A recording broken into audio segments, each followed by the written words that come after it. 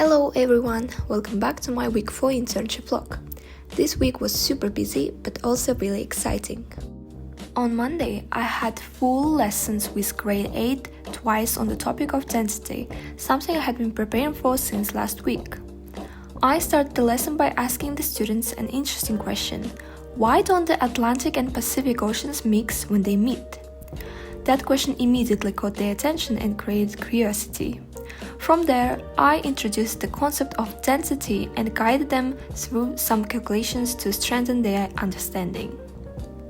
To make the lesson more interactive, I demonstrated an experiment using an egg and salty water.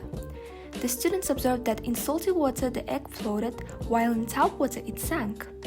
This simple experiment clearly showed how density affects floating and sinking.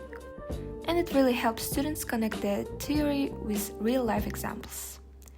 Later in the week, I observed Mr. Paul's lesson when he demonstrated concepts related to particle movement. It was a good opportunity for me to see another teaching style and to reflect on different ways of engaging students. The first thing you see. So I want you to think about what's happening. Okay. So how did the hot water affect the volume of gas? Can anybody explain? Hansu. I think the energy is putting more pressure into the... No, I'm on about pressure. I'm on about temperature. How did temperature affect it? Finally, I had a double lesson with volume of gas? A-level students on the topic of bond enthalpy.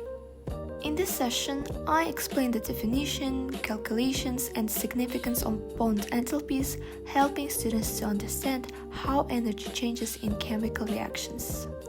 Overall, week 4 gave me a valuable experience, both in teaching middle school and advanced level students, as well as learning from observing another teacher's demonstration.